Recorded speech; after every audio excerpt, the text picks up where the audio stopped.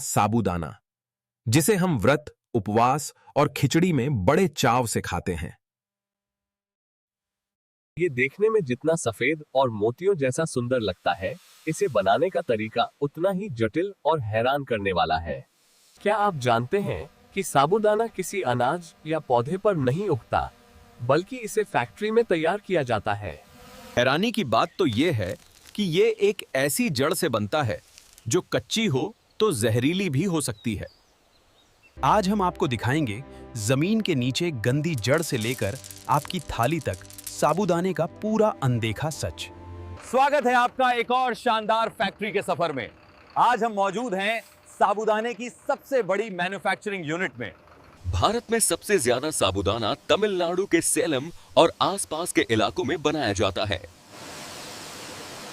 इस प्रोसेस में हम देखेंगे कि कैसे भारी मशीनों और तेज पानी की बौछारों का इस्तेमाल होता है।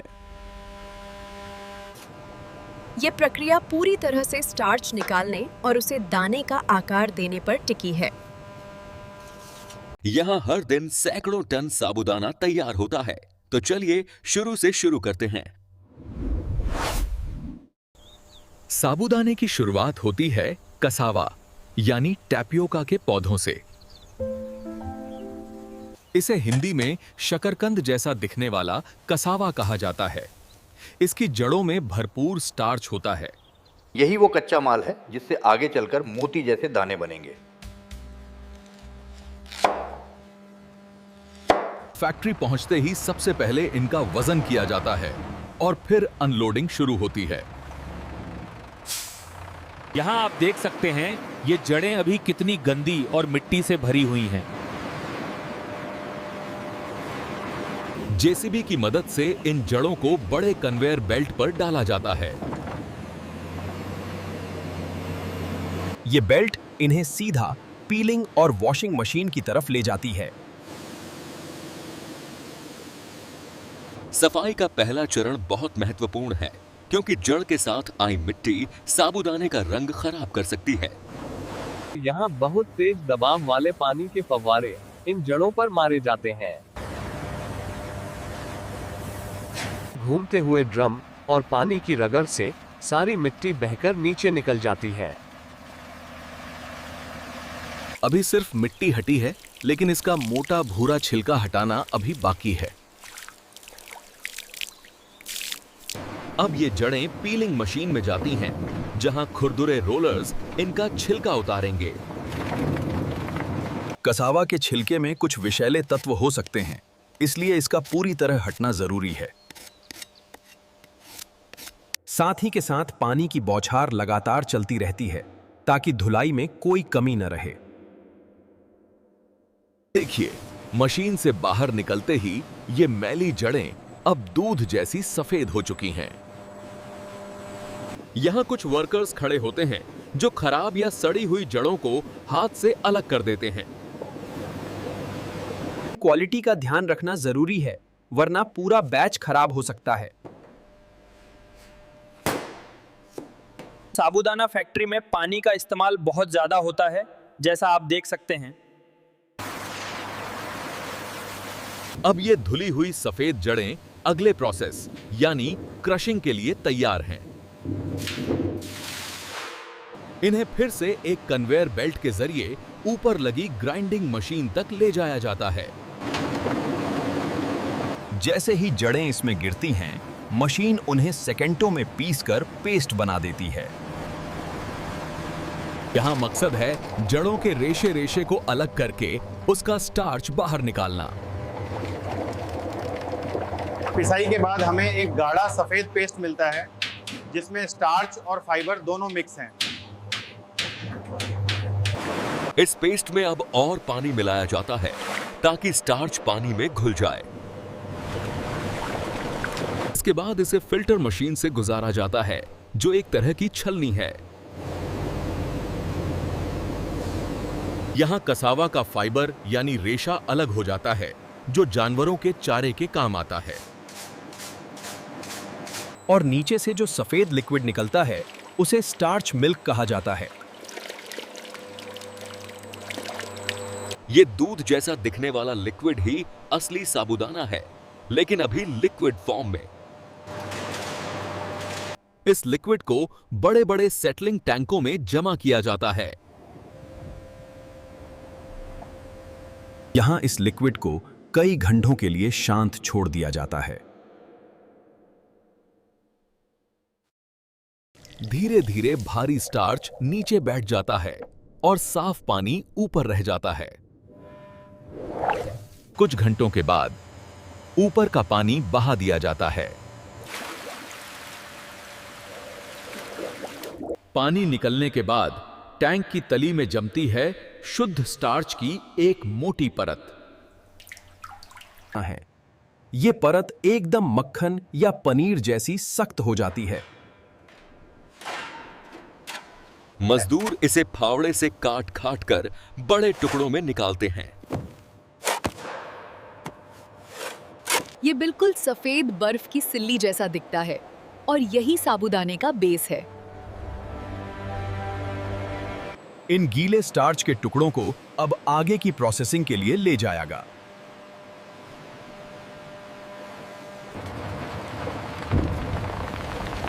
अब हमारे पास गीला सफेद पाउडर तैयार है।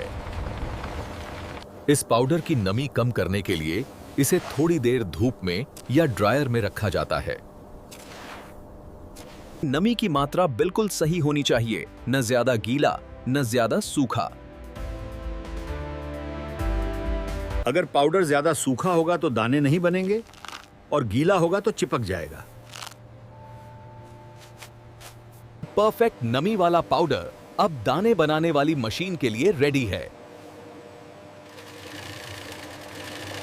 अब शुरू होता है इस फैक्ट्री का सबसे दिलचस्प हिस्सा, ये गोल दाने बनाना। इसे ग्रेन्युलेशन प्रोसेस कहते हैं।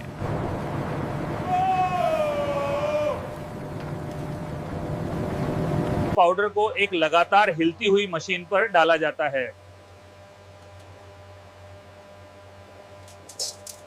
लगातार हिलने और वाइब्रेशन की वजह से पाउडर के कण आपस में जुड़कर गोल होने लगते हैं। यह बिल्कुल वैसा ही है जैसे आप थाली में आटा घुमाकर गोलियां बनाते हैं, लेकिन यहां मशीन ये काम कर रही है। धीरे धीरे ये दाने अपना आकार लेते हैं।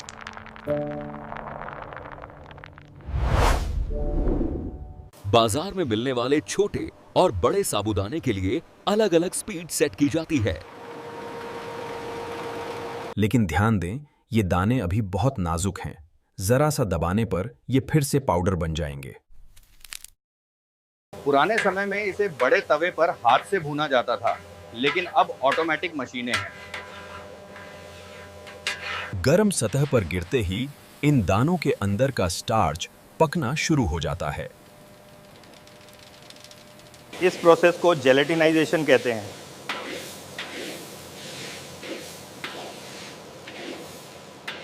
मशीन इन्हें लगातार घुमाती रहती है ताकि ये जले नहीं और हर तरफ से बराबर पके।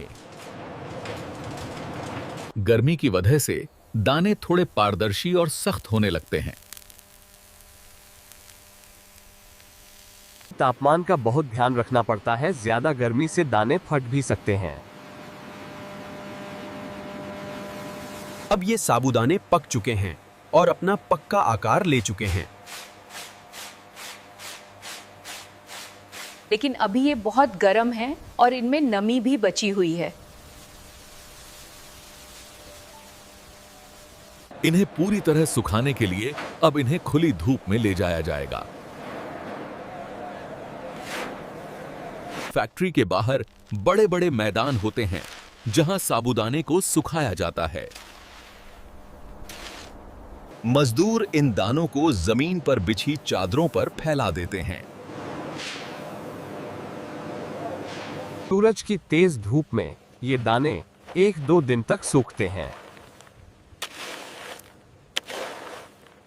बीच बीच में इन्हें पलटा जाता है ताकि हवा और धूप हर दाने तक पहुंचे।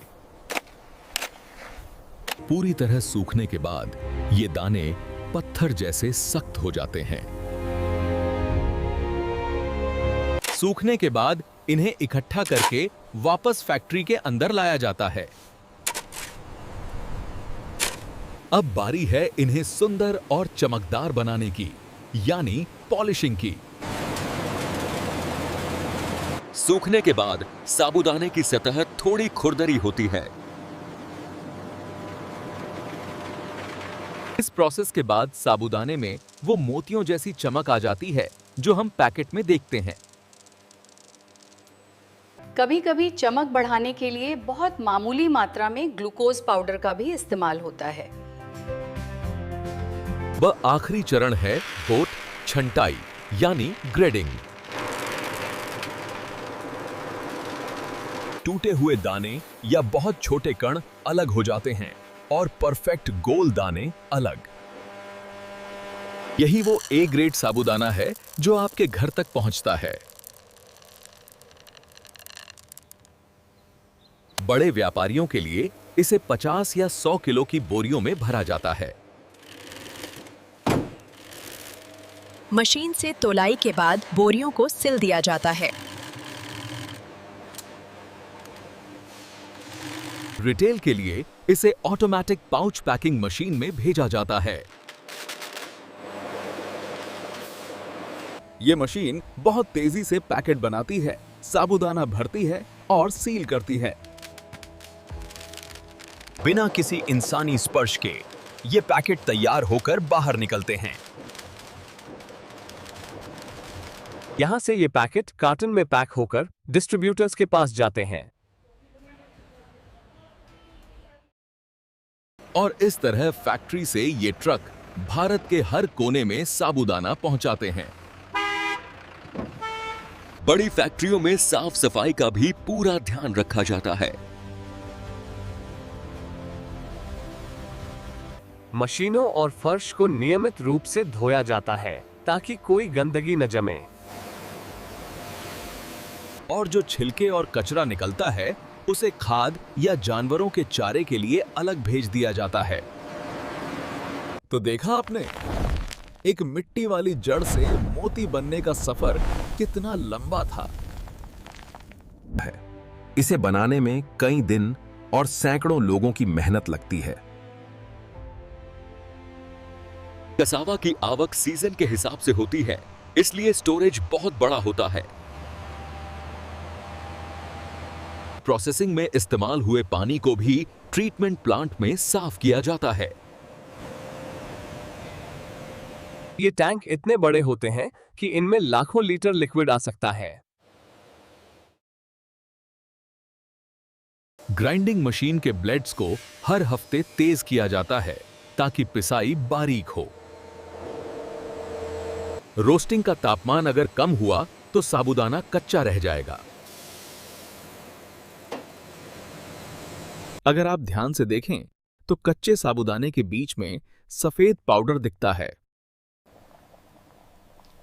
अच्छे से पकने के बाद वो पूरा दाना एक जैसा पारदर्शी हो जाता है। अट्रेंदी असी जाता है। फैक्ट्री में मशीनों का शोर इतना होता है कि वर्कर्स को कानों में सुरक्षा प्लग लगाने पड़ते हैं। सीजन के समय ये फैक्ट्रियां दिन रात 24 घंटे काम करती हैं। स्थानीय लोगों के लिए ये उद्योग रोजगार का एक बहुत बड़ा जरिया है।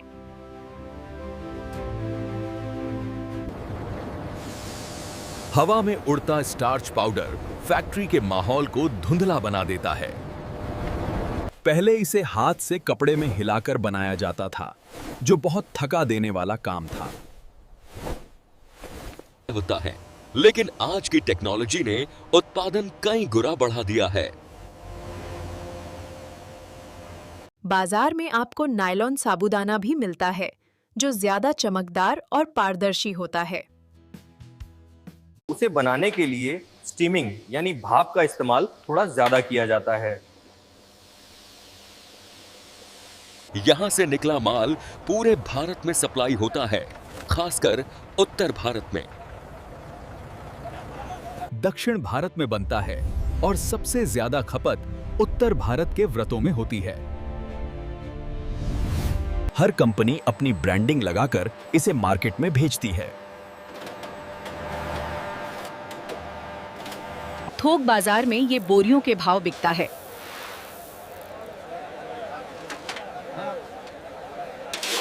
है और हम इसे अपनी नजदीकी दुकान से आधा या 1 किलो के पैकेट में खरीदते हैं। जब आप इसे घर पर धोते हैं तो पानी सफेद हो जाता है, वो इसी स्टार्च की वजह से है। भिगोने पर ये दाने पानी सोखकर फूल जाते हैं और नरम हो जाते हैं। फैक्ट्री की वो सख्त गोली अब पकने के लिए एकदम तैयार है।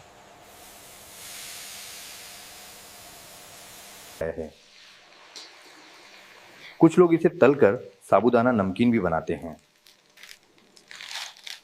साबूदाना वड़ा हो या खीर, इसका स्वाद हर रूप में लाजवाब होता है। बच्चों से लेकर बड़ों तक ये सभी को पसंद आता है और पचने में हल्का होता है। आपका हर एक पैकेट खरीदना इन किसानों और फैक्ट्री मजदूरों की मेहनत को सफल बनाता है।